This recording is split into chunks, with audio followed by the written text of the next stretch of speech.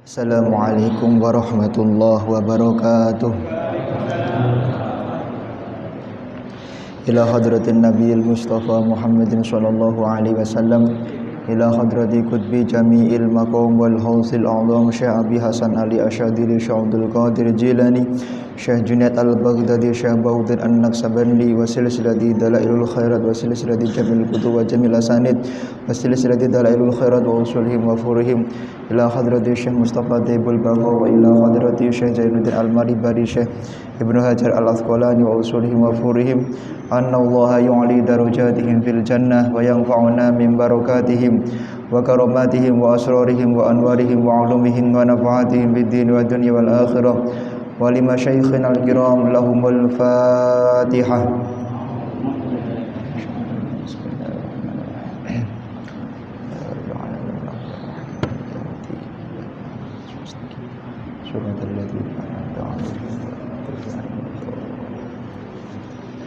Bapak Ibu yang dimuliakan oleh Allah Subhanahu wa taala, insyaallah dua pertemuan ini kami akan menyampaikan, dua pertemuan sekarang dan besok menyampaikan tentang yaitu kitab Bulughul Maram langsung pada bab puasa.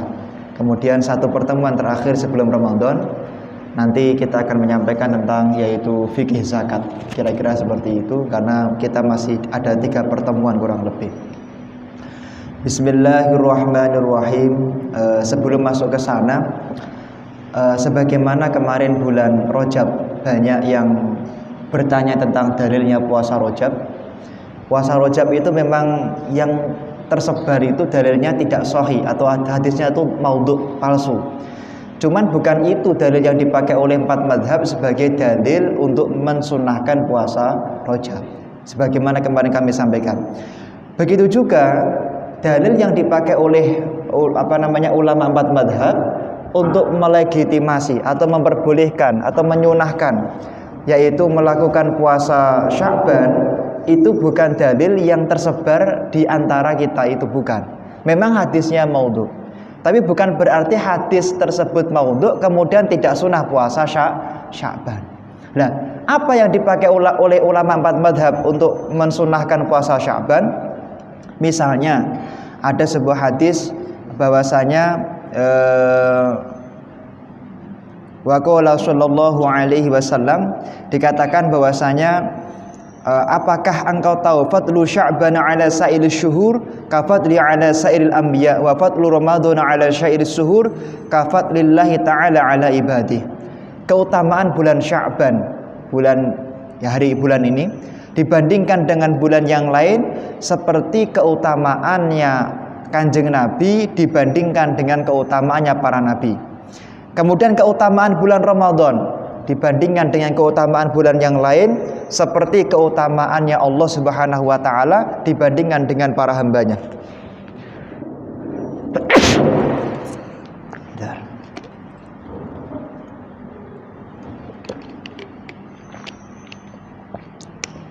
Maka dikatakan di sebentar nggih posisinya. Maka di dalam kitab ini dikatakan disunnahkannya melakukan puasa di bulan Sya'ban karena Kanjeng Nabi itu pengen ketika diangkat amalnya, maka amal tersebut diangkat oleh Allah dalam posisi yaitu Kanjeng Nabi dalam keadaan berpuasa. Kemudian dikatakan bahwasanya waqila Allahu latifum bi ibadihi yarzuqu may yasha wa huwal qawiyyul aziz. Nah, yarfa'u Allahu a'malal ibadi kullaha fi hadzal syahr. Kemudian Kanjeng Nabi mengatakan Allah itu akan mengangkat amal ibadah, menghisab semua amal ibadah itu di bulan Sya'ban. Maka dikomentari oleh beberapa ulama, misalnya di dalam kitab yang ditulis oleh Syekh Slomli, bahwasanya melakukan puasa di bulan Sya'ban dicintai oleh Kanjeng Nabi karena Kanjeng Nabi itu pengen ketika diangkat amalnya beliau dalam keadaan puasa. Seperti itu. Ada satu kisah di sebuah kitab Zahratul Riyad bahwasanya Syekh Muhammad bin Abdullah Az-Zahidi itu mengatakan mata sodiki Abu Hafs Al-Kabir. Aku punya sahabat namanya Abu Hafs Al-Kabir. Beliau adalah orang yang meninggal dunia. Fasallaitu ala janazatihi walam azur qabrahu thamaniyata asyhur. Aku kemudian menyolati jenazahnya. Setelah tak solati, kemudian tak tinggalkan itu makamnya selama 8 bulan. Wa nimtul laila. Ini bukan hadis ya, tapi ini kisah. Aku pada suatu malam bermimpi. Fara'aituhu mutaghayyiral laun. Aku melihat wajahnya sahabatku tadi itu berubah menjadi sangat pucat dan menyedihkan sekali. Musfaral wajhi fasallimtu alaihi falam yarudi salam aliyya. Aku ucapkan assalamualaikum tapi dia tidak menjawab salam. Kemudian fakultu subhanallah lima lam turid alaiya salam. Ya fulan, wahai sahabatku, kenapa engkau tidak menjawab salamku sama sekali? Faqala radda salam ibadatun wa nahnu maqtu'una 'anil ibadah. Ketahuilah wahai saudaraku, orang menjawab salam itu bagian dari ibadah. Sedangkan aku sudah mati, sehingga aku itu tidak perlu menjawab salam engkau karena aku sudah maqtu'un 'anil ibadah, terputus daripada ibadah. Fakultu mali araka mutaghayyirul wajhi. Sahabatku, kenapa wajahmu sekarang menjadi sangat buruk sekali? Padahal engkau ketika hidup dulu memiliki wajah yang sangat terang dan indah serta menyenangkan. Kemudian beliau mengatakan, faqala lima wuditu fi qabri lima wudita fi qabri ja'a malakun faqama ala ra'si wa qala ya syaikhusu ya syaikhusu. Ketika engkau dulu memakamkan jenazahku dalam kubur, kemudian orang-orang pada pergi, datanglah malaikat dengan wajah yang sangat menakutkan. Malaikat tadi mengatakan, ya syaikhusu, wahai seorang ulama yang sangat buruk sekali, wahai ulama yang buruk di mata Allah Subhanahu wa taala.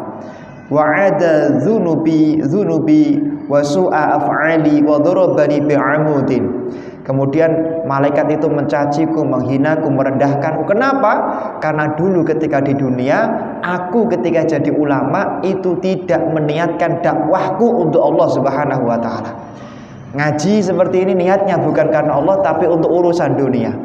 Ngaji bukan tujuannya untuk menyampaikan titipan ilmu kepada jamaah, tapi untuk urusan pengen dimuliakan misalnya, pengen diagungkan misalnya, pengen dihormati dan lain sebagainya. Maka aku dipukul berkali-kali oleh malaikat tersebut. Fashta'alla jasadi naron. Kemudian aku dibakar di neraka, di api yang sangat panas bulat-bulat. Summa takallama ma'i qabri. Kemudian seluruh kubur berkata kepada diriku, faqala ammastahyita min rabbi summa dhuhatani dhuhatan hatta ikhtalafa adla'i wa anqata'at mafasili wa baqitu fil 'adzabi lal lailati allati ahdun fiha hilalu sya'ban. Kemudian Allah menyiksaku, jenazahku dipepet dengan kuburan, kemudian aku dipukul sehingga tulang-tulangku keluar semuanya, aku disiksa dalam kuburku. Sampai datanglah kemudian bulan yang disebut dengan bulan Sya'ban. Ketika bulan Sya'ban telah datang, terutama malam hilal Sya'ban, hari ini hilal Sya'ban, fa'idan ana bimunati yunati min fauqi ayyuhal muluk irfa'anhu. Tiba-tiba ketika itu ada suara dari Allah Subhanahu wa taala dari langit.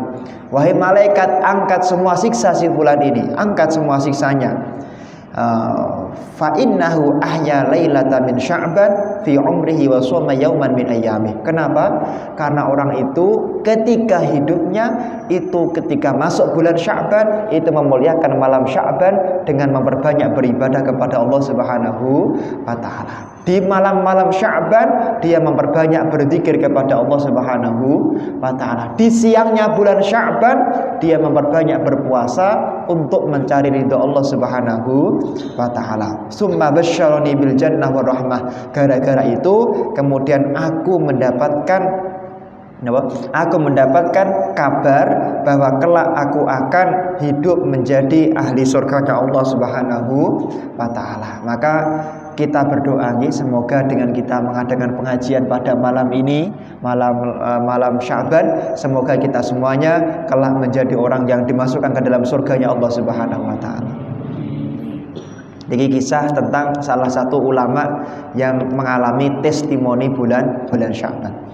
Bismillahirrahmanirrahim. Kami akan masuk pada fikih puasa. Nanti kami sampaikan satu bab, jenengan boleh tanya. Satu bab jenengan boleh tanya. Kitab Syiyami ai hadza utawi iku kitab Syiyami, kitab kan mertelake masalah poso. Jadi puasa itu adalah salah satu rukun yang wajib kita imani sebagai orang Islam, yang mana kalau tidak beriktikad puasa itu wajib, maka disebut orang kafir, murtad. Apakah kemudian dia kafir yang kemudian boleh dihad? Enggak. Maka menurut Imam Asy-Syafi'i, Hambali, Hanafi, Maliki, dia wajib istitabah, wajib diminta tobat terlebih dahulu. Tobat dulu.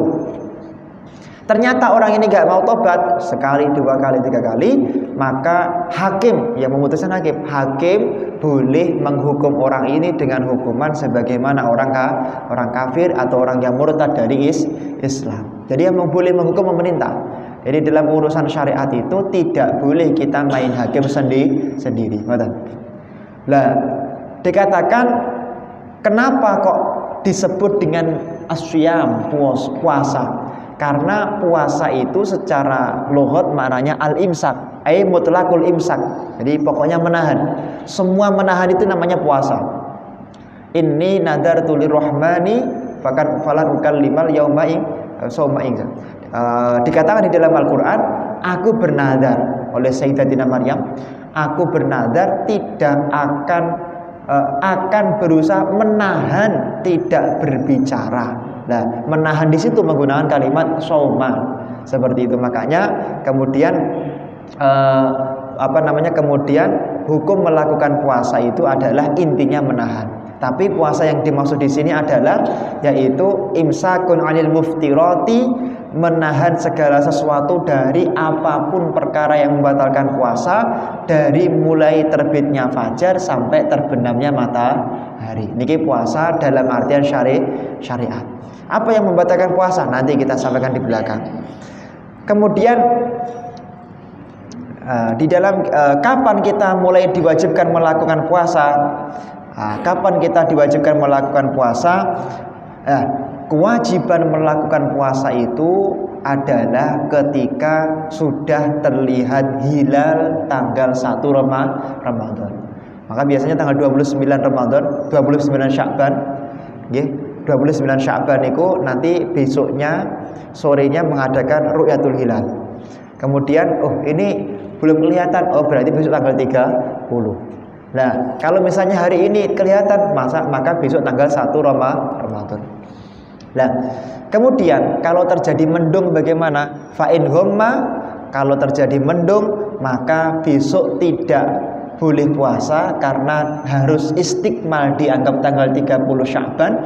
Tapi kalau tidak mendung maka wajib dipastikan itu tanggal 1 atau tanggal 30 Sya'ban, 1 Ramadan atau 30 Sya'ban. Nah, kemudian di sini ulama terjadi perbedaan pendapat. Niki demi kehati-hatian saja. Ulama mazhab Hambali, Pak, niku berpendapat fa'in homma, andaikan hari ini itu mendung, kan besok nggak jelas nih.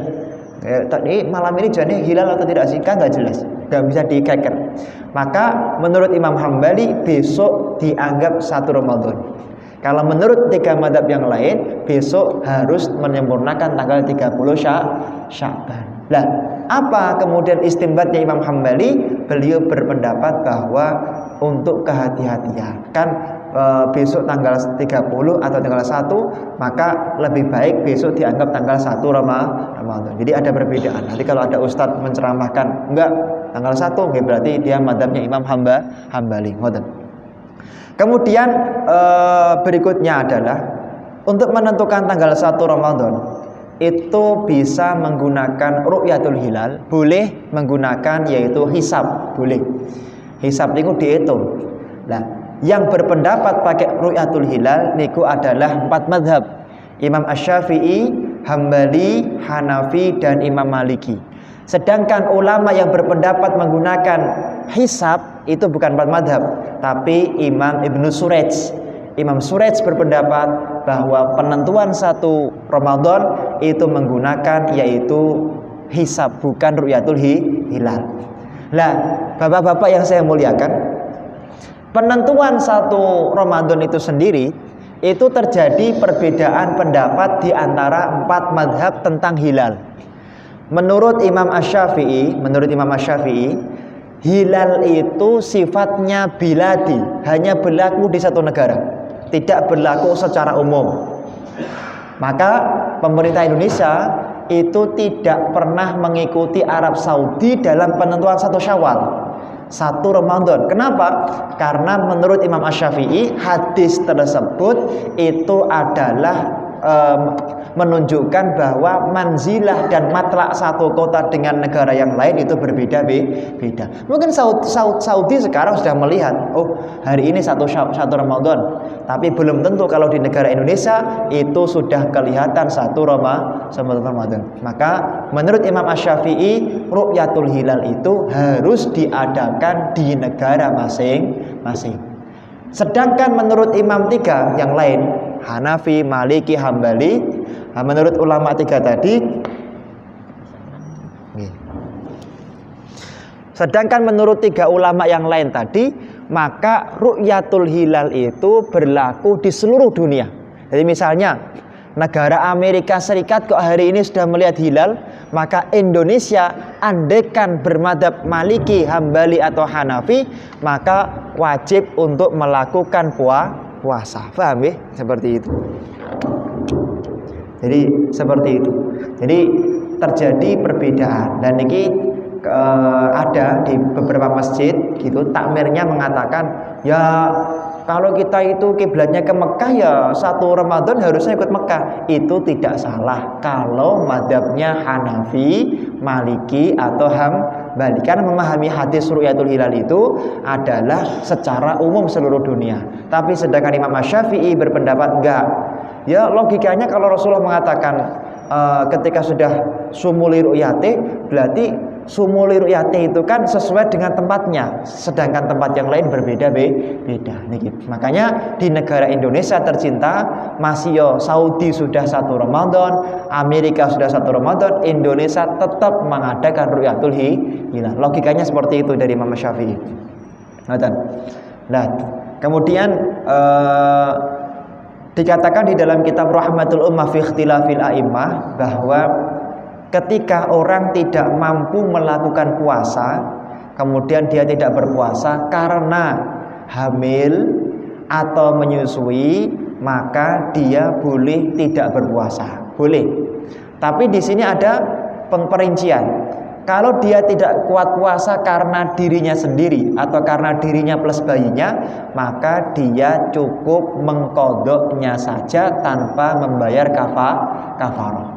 Akan tetapi kalau dia berpuasa tidak berpuasa karena khawatir anaknya saja, anaknya tok, maka dia wajib qadha plus setiap hari membayar 7 ons beras atau 1 mud beras. Paham ya? Jadi nak wedine anake tok 1 mud beras. Ini menurut Imam Asy-Syafi'i, Pak. Dalam nanti enggak, menurut ustadz yang ceramah di sana itu tidak perlu membayar apa-apa, itu juga tidak salah. Tapi memang kalau diceramahkan di negara kita pasti terjadi perbedaan, karena negara kita biasanya kiainya menceramahkan madzhab Syafi'i begitu. Nah, sedangkan yang mengatakan tidak wajib membayar kafarah sama sekali itu adalah Imam Hanafi. Imam Hanafi mengatakan pokoknya kalau dia itu enggak kuat puasa, cukup mengqadha saja, entah takutnya karena dirinya plus bayinya atau bayinya saja. Niki Imam Hanafi. Ngoten. Enten mulai sing nyeleneh. Katanya ustadz yang di sana tidak perlu mengqadha sama sekali. Jadi nak mboten kuat poso mergo menyusui, niku rasa diqadha, cukup bayar fidyah. Nah, pendapat itu tidak salah, tapi pendapat itu tentu pendapat yang kontroversi kalau disampaikan. Itu adalah pendapat dari Imam Ibnu Umar, Imam Ibnu Umar dan Abdullah Ibnu Abbas. Dan tentu pendapat ini jangan disampaikan untuk masyarakat Indonesia seperti itu. Yang kita sampaikan di masyarakat adalah yang umum kita pakai daripada pendapat Imam Asy-Syafi'i, nak takutnya karena dirinya plus bayinya atau dirinya saja qadha. Tapi kalau takutnya anaknya saja, maka qadha plus bayar 1 hari 7 ons beras. Niki menurut Imam Asy-Syafi'i. Bapak-bapak yang dimuliakan oleh Allah Subhanahu wa taala, sekarang kalau tidak kuat puasa karena musafir atau karena bepergian. Jadi ngeten. Nak menurut Imam Asy-Syafi'i berdasarkan ayat Quran nggih, wa antasumu khairul lakum in kuntum ta'lamun. Berdasarkan ayat Quran tersebut, nak sampean kuat poso karena orang yang berpuasa itu akan mendapatkan kemuliaan dari Allah Subhanahu wa taala. Nah, ayat ini dipahami Imam Syafi'i kalau bisa bepergian tetap puasa. Tapi menurut Imam Al-Auza'i tidak berpuasa lebih mulia. Kenapa? Karena khawatir nanti kalau berpuasa musafirnya atau perjalanannya akan terganggu, tidak konsentrasi, tidak akan mendapatkan yaitu tujuan yang dia tuju. Paham ya? Ini ada perbedaan. Tapi Imam Syafi'i kalau bisa tetap puasa. Niki masalah orang yang bepergian. Nah, kemudian bepergian niku boleh tidak puasa, boleh. Asalkan jaraknya 82 km dalam mazhab Syafi'i, 82 km. Nanti mungkin enter sing ngendika 79. Enten kleru. 87. Ada yang mengatakan 89. Ada perbedaan pendapat.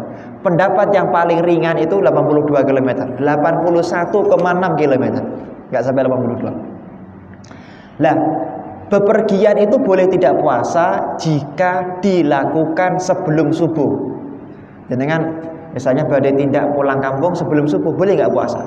Tapi nak jenengan kok bepergiannya ba'da subuh, maka tidak boleh puasa.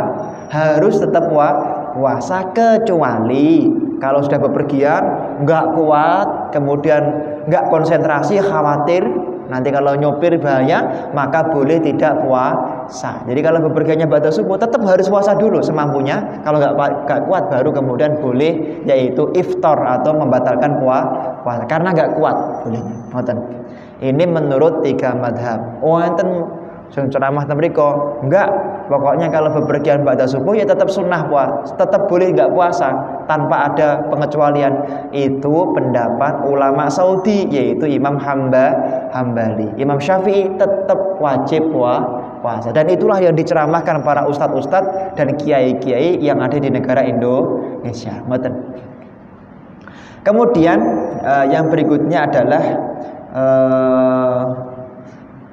orang itu diwajibkan puasa dengan memenuhi 3 syarat.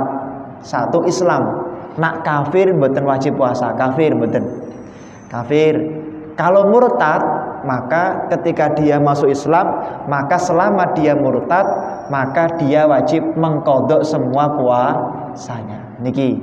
Jadi kalau misalnya murtadnya 10 tahun, ya dia wajib untuk mengqadha puasanya selama 10 tahun. Niki. 10 tahun, 10 bulan niki.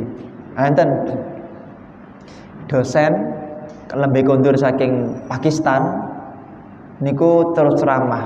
Oh, orang murtad tidak wajib mengqadha puasanya. Orang murtad tidak wajib mengqadha puasanya. Kula mboten mengatakan salah. Dia tidak salah, dia benar, karena memang Pakistan, India itu kebanyakan mengikuti Imam Hanafi. Imam Hanafi orang yang murtad tidak wajib mengqadha puasanya. Paham nggih, Pak? Tapi di negara kita Indonesia, mazhab Syafi'i dan 2 mazhab yang lain wajib mengqadha puasa bagi orang murtad. Nah, kemudian wal bulugh balek, anak kecil enggak wajib puasa, tapi wajib untuk ditajrib, diajari. Ayo kita biasakan puasa. Semenjak berapa tahun? 7 tahun. Kalau tidak mau puasa, maka boleh dipukul dengan pukulan yang tidak menyakitkan. dia dengan dikaplok pelan atau bagaimana, yang penting dia tahu oh saya harus puasa, tidak boleh di muka, mukulnya harus pelan dan tidak menyakitkan, tidak menimbulkan jarah atau luka. Wal aqlu, yang ketiga adalah berakal. Jadi kalau orang gila tidak wajib puasa, orang gila. Tapi ngeten, kalau ada orang gila kemudian dia sadar sebelum maghrib, apakah dia wajib puasa? Menurut jumhur wajib dia melakukan imsak. Jadi misalnya ada orang gila, jam 12 siang dia sadar, maka sisanya dia wajib imsak, tidak boleh makan, tidak boleh minum seperti orang puasa. Paham ya? Tapi tidak wajib qadha karena dia belum berkewajiban puasa. Tapi wajib imsak. Sama kalian yang anak kecil tadi.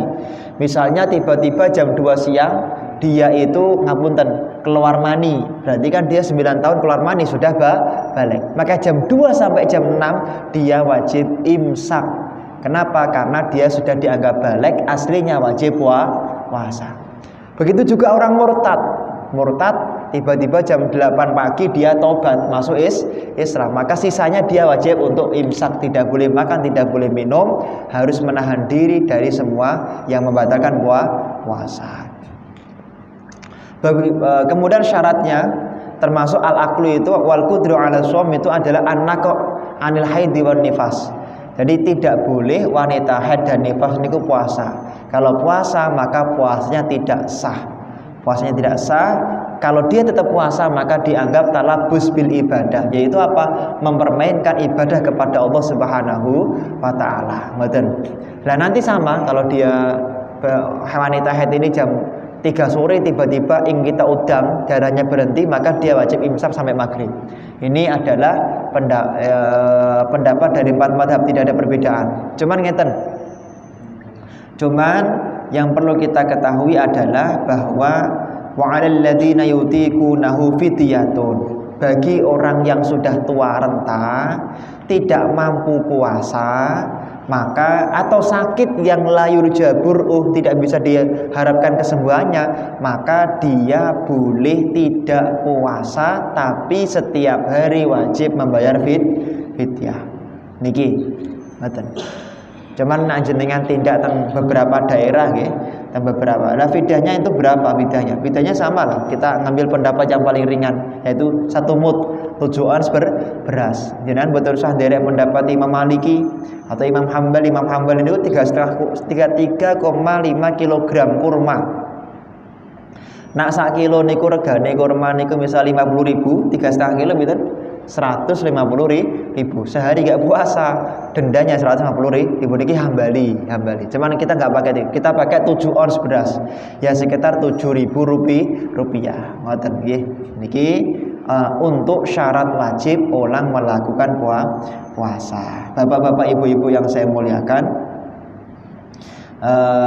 saya kira itu dulu tentang syarat wajib puasa. Nanti kita lanjutkan tentang hal-hal yang lain yang berhubungan dengan puasa kalau tidak ada pertanyaan. Ada pertanyaan membuat? Yeah. Katakanlah seorang ibu, dia itu KB tidak haid selama 1 bulan. Apakah itu tetap wajib puasa dulu atau tidak? Kemudian yang kedua tadi katakanlah denda 7 beras itu apakah harus 7 beras atau boleh uang? Ketika ngeten di kitab Tuhfah, di Tuhfatul Muhtaj, Imam Ibn Hajar Al-Haytami menjelaskan tentang kewajiban puasa, tentang kewajiban puasa. Orang wajib puasa itu kan syaratnya harus an-naqo anil haid wan nifas, itu harus suci dari haid dan nifas. Maka dalam ijtihad yang dilakukan oleh Imam Ibn Hajar Al-Haytami, salah satu ulama mazhab Syafi'i, kalau orang itu meminum salah satu obat yang mana tujuannya untuk mentaakhir daripada nuzulud dam, keluarnya darah, mengakhirkan keluarnya darah, maka dia tetap wajib puasa. Jadi misalnya ada orang KB atau ada orang minum obat tertentu penunda haid, kemudian dia tidak haid selama Ramadan, boleh, tapi dia wajib, berarti dia wajib untuk tetap puasa. Syaratnya 4. Syaratnya 4 ini boleh, syaratnya 4. Yang pertama adalah obatnya harus obat yang halal. Yang kedua, minumnya obat dapat izin suami. Kalau nggak dapat izin suami nggak boleh. Yang ketiga, obatnya diminum tapi la yajuzud doror, tidak ada madorot. Jadi pas minum obat itu ya biasanya sehat-sehat saja gitu. Nah, kemudian yang keempat, obatnya atas resep dokter. Nggak boleh kalau minum obat sendiri tanpa resep dokter, nggak boleh. Harus atas resep dokter. Ya, obat-obat yang dijual itu kan apotek-apotek itu resep dokter, nggih mboten napa-napa. Kemudian itu nggih tetap wajib puasa. Ya sama dengan haji mboten napa-napa. Haji minum penunda haid mboten napa-napa, hukumnya boleh-boleh saja. KB boleh, KB niku boleh asalkan tidak selamanya. KB-nya KB sementara ya, spiral atau apa itu nggak tahu saya. Pokoknya KB sementara boleh, tapi kalau ingin kita nasel sampai memutus tidak punya anak selamanya, maka jumhur mengatakan haram, tidak boleh, kecuali jika memang dokter mengatakan, ini semua dokter, kalau kamu punya anak lagi berbahaya, kamu bisa mati, kamu sudah nggak kuat kandungan kamu, maka dia KB selamanya mboten napa-napa, karena ada pendapat dari dokter seperti itu. Paham nggih Pak nggih? Paham. Niki masalah. Tadi yang kedua apa? Bukan beras tapi uang. Saya ini tetap beras. Zakat itu saya ini tetap, saya mengatakan saya ini loh guys, saya ini tetap beras. Cuman memang ada pendapat di dalam beberapa kaul.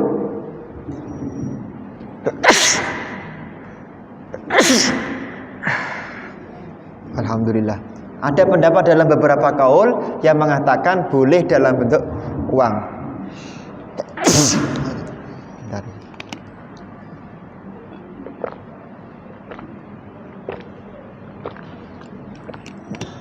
Nah, jadi boleh dalam bentuk beras, tapi andai kan misalnya pengen dibentukkan uang, karena ini pertanyaan tahun kemarin Pak. Tahun kemarin niku kuatah sing WA niku kan pandemi, masyarakat butuhnya nggak beras, butuhnya uang. Ya, ada memang beberapa pendapat yang mengatakan boleh pakai uang, tapi yang kuat pendapatnya berdasarkan hadis Rasul itu tetap sesuai dengan apa yang harus dizakati. Yang penting kutul balad, nggak harus beras. Yang penting kutul balad. Makanan pokok kita apa? Makanan pokok kita beras ya, beras. Ngoten nggih. Ada yang lain? Sinten riyen? Masalah menyusui atau hamil, kadang-kadang banyak orang karena merasa berat mengotok puasa, maka memilih bayar fidyah. Itu bagaimana? Orang itu diperbolehkan membayar fidyah tanpa qadha dalam 2 keadaan saja. Tidak ada khilaf, benar ada khilaf. Yang pertama, dia itu sudah haram niku tua renta, tidak mampu untuk puasa. Yang kedua adalah al-marad la yurjabur'u, orang yang sakit menurut dokter, nggak boleh menurut pribadi. Dokter mengatakan kamu sudah nggak bisa diharapkan kesembuhannya, maka dia otomatis boleh membayar fidyah tanpa qadha. Tapi kalau misalnya dia menyusui, saat ini menyusui, kemudian besok tidak mampu untuk mengqadha, maka dia tetap wajib mengqadha sampai kapanpun. Betul enten sing mengatakan boleh membayar fidyah tanpa mengqadha. Kecuali tadi enten pendapat dari Ibnu Umar sama Imam Ibnu Abbas. Niki nak derek pendapat niku nggih mengatakan bahwa boleh membayar fidyah tanpa mengqadha. Enten pendapat, cuman pendapat itu bukan pendapat yang kuat yang boleh kita fatwakan kecuali dalam keadaan terpaksa. Ngoten bae. Ribun.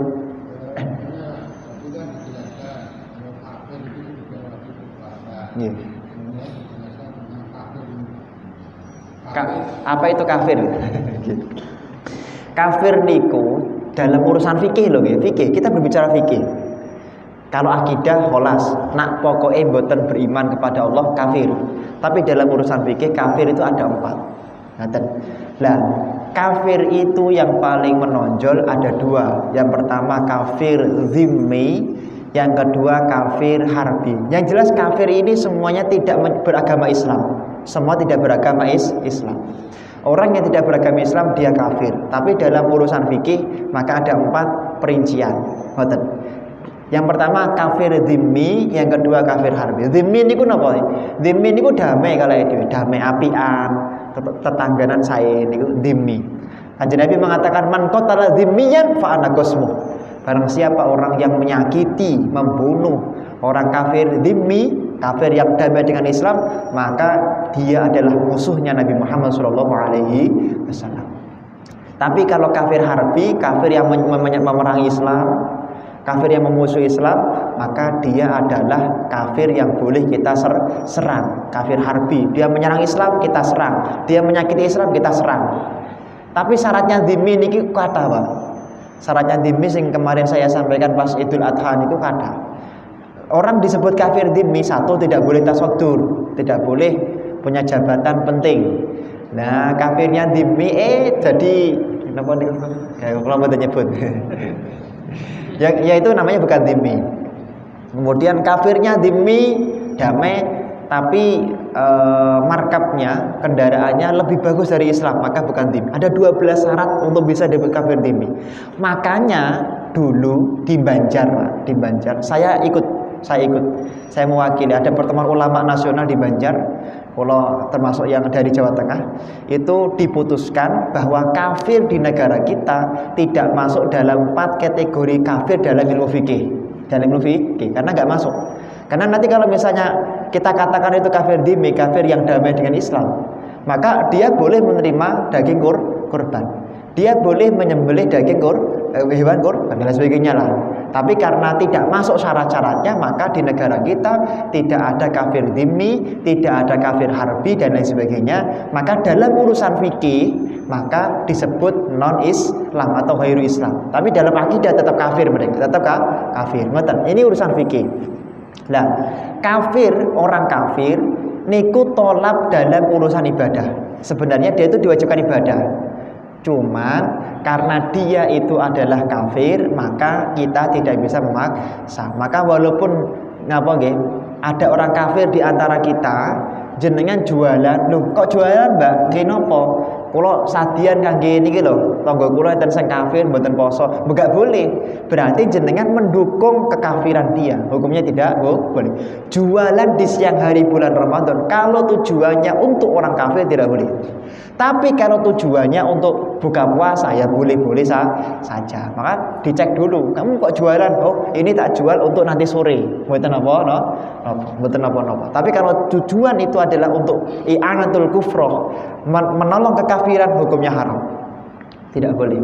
Jangan jualan alat-alat Natal di bulan Natal, jualan perlengkapan Natal nggak boleh kalau tujuannya mendukung kekafirannya orang kafir. Ngoten Pak nggih. Jadi rinci sekali. Jangan kemakan media. Jangan kemakan media kemudian NU mengatakan nggak ada kafir, adanya non muslim. Kuliah ayyuhal non muslim. Nah ini ciri-ciri yang tidak datang di acara tersebut. Paham nggih? Saat itu kalau datang sendiri, bukan itu maksudnya. Belum selesai sidang, tiba-tiba media sudah memberitahu. Maksudnya dalam urusan fikih ini loh fikih. Kalau akidah tetap kafir. Paham nggih? Ada yang lain? Ngoten. Niki kuliah ayyuhal non muslim. Ya apik ngono. Ya bagus juga itu idenya. Dalil niku temu-temu sami. Ustadz Abdul Somad itu dulu kan termasuk pengurus LBM di Nahdlatul Ulama. Kula nggih pengurus LBM, sama. Kita cara berpikirnya sama. Dia tahu jalan pikirnya sana tahu cara berpikirnya, tidak jauh lah kira-kira begitu. Kalau mungkin Ustadz Adi Hidayat agak sedikit berbeda, tinjauannya ke hadis, tapi kalau Ustadz Abdul Somad itu lebih ke istimbatul hukum fikih itu. Wa faraidu shaumi, sekarang fardunya puasa. Arba'atu asya'a, ada 4. Yang pertama niat, yang kedua menahan dari makan, minum dan jima, yang ketiga adalah tidak boleh menyengaja untuk yaitu mutah. Niki mungkin perinciannya panjang sekali. Cuman ngeten Pak. Selama bulan Sya'ban ini, mari kita semuanya tinggalkan perkara yang dibenci oleh Allah Subhanahu wa Ta'ala. Kita siapkan bulan Sya'ban ini untuk bertemu dengan bulan mulia, bulan Ramadan. Kenapa kok dinamakan bulan Ramadan? Dipermendikakan Habib Zain bin Smith, li'annahu, ada dua pendapat. Yang pertama, yarmadud dunub, karena bulan Ramadan itu Allah menghapus semua dosanya manusia. Semua dosa kita dibakar di bulan Ramadan. Pendapat yang kedua, karena kebetulan kalau di Timur Tengah pas bulan itu, bulan ke-8 itu pas dalam posisi sangat panas sekali. Nah, panas itu bahasanya romdok. Romdok kemasukan alif nun, ziyadatu alif nun, apa namanya, isim ghairul munsharif, menjadi nopo? Menjadi yaitu bulan yang panas. Ini namanya bulan Ramadan. Nah, puasa di bulan Ramadan itu diwajibkan baru di tahun 2 Hijriah.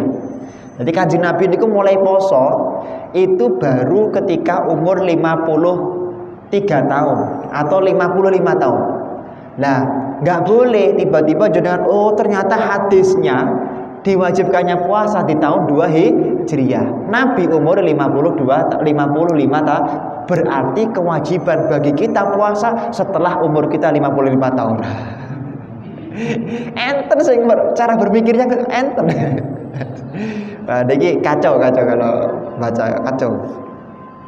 Okay. Nah, makanya kita harus hati-hati. Insya Allah pertemuan berikutnya kita akan membahas itu. Kemudian 3 menit terakhir, gitu, 3 menit.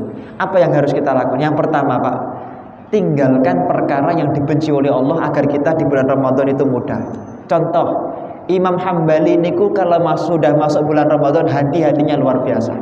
Imam Hambali pernah melakukan rohan, menggadaikan timbanya.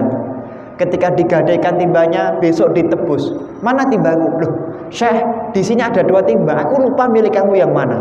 Apa yang dilakukan oleh Imam Hambali? Imam Hambali qad ajruk, ba'ajruk, aku tinggal semua timbanya karena aku ragu timbaku yang ini atau yang ini. Artinya perkara yang ragu pun hendaknya kita tinggalkan agar kita diberkahi hidupnya oleh Allah Subhanahu wa Ta'ala. Imam Ibrahim An-Nadham, beliau tinggalnya di Mekah, dekat sumur Zam-Zam, tapi jarang minum sumur Zam-Zam. Beliau mengatakan, qad araftu hadhil barokah. Aku tahu air Zam-Zam itu berkahnya luar biasa, air yang dicintai oleh Allah Subhanahu wa Ta'ala, berdasarkan hadis Rasul. Tapi untuk ngambil air Zam-Zam kan butuh timba. Nah, timba yang ada di sekitar sumur ini gak jelas milik siapa. Maka aku tidak mau minum air yang mulia itu dengan timba yang tidak jelas halalnya. Makanya dimuliakan hidupnya oleh Allah Subhanahu wa Ta'ala. Kemudian contoh yang terakhir, Imam Haramain Al-Juwaini. Imam Haramain, Pak, ada kitab namanya Nihayatul Matlab. Gede kitabnya. Beliau pernah ditinggal ke pasar ibunya, cari buka puasa nopo-nopo untuk buka puasa atau acara yang lain. Kemudian Imam Haramain yang masih bayi baru lahir menangis, fabaka bukaan syadidan. Nangis dengan tangisan yang sangat keras sekali. Tetangganya dengar, diambil bayinya, disusui oleh tetangganya tadi. Ibunya kondur, bapaknya kondur, lihat anaknya, fana kasaunukahu wa mashabatnahu wa audoa asabi'ahu fi. Kepalanya dipukul-pukul, perutnya dipencet-pencet, mulutnya dimasuki jari jemari orang tuanya, dikeluarkan semua susunya. Kenapa? Karena tidak pengen ibunya, perutnya anaknya dimasuki minuman susu yang tidak berasal dari air susunya orang yang ahli ibadah. Karena tetangganya tadi ahli maksiat. Setelah dewasa, jadi ulama, muridnya puluhan ribu, beliau mengisi munadharah, ceramah. Ketika mengisi munadharah, tiba-tiba Imam Haramain mengalami kabwah. Napa nek kabwah? Kabwah niku ngebleng, ilmunya nggak keluar, lali kabeh. Nangis kepada Allah, ya Allah, limadza kadzaba mahadza? Kenapa hari ini saya diberi ngebleng oleh Allah Subhanahu wa Ta'ala? Kira-kira begitu. Di istikharoi, ibunya istikharah, jawabannya sama. Napa? Dulu ketika engkau bayi pernah ditinggal orang tuamu ke pasar atau kemana, kemudian engkau disusui oleh tetangga kamu, seluruh susunya dikeluarkan oleh orang tua kamu. Tapi ada satu buk'ah, satu teguk susu yang saat itu nggak keluar gara-gara kamu ketika bayi pernah minum susu dari susunya seorang wanita yang ahli maksiat, dan di perut kamu masih ada satu susu yang tidak keluar, maka gara-gara satu teguk susu yang tidak keluar itu kamu diberi cobaan oleh Allah Subhanahu wa taala. Maka monggo kita pastikan makanan yang masuk dalam perut kita pastikan semua yang kita makan dan minum anak-anak kita itu dari perkara yang dicintai dan dihalalkan oleh Allah Subhanahu wa taala. Ala hadhihi niyah al-Fatihah.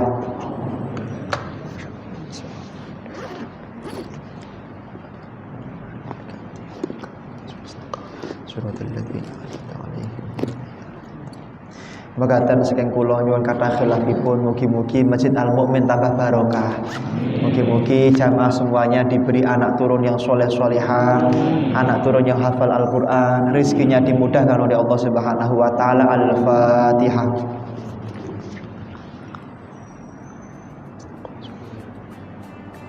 Assalamualaikum warahmatullahi wabarakatuh.